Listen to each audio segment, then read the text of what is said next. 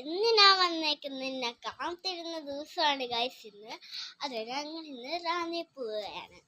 ഇപ്പം നിങ്ങൾ വിചാരിക്കുന്നുണ്ടാവും നിങ്ങളെന്തിനാ റാന്നി പോകുന്നതെന്ന് അല്ലേ?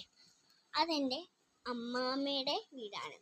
അവിടെ എന്തോ പുരയും പിന്നെ കുളമുണ്ടോയെന്ന് എനിക്കറിയത്തില്ല, ഒരു പുരയുണ്ട്.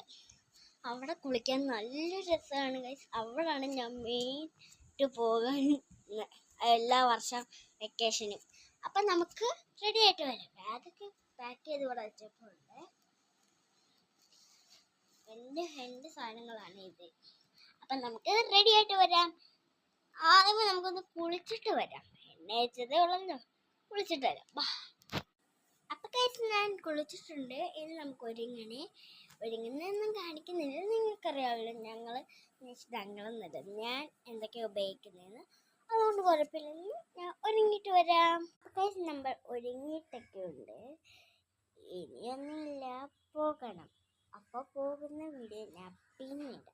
Okay, bye bye.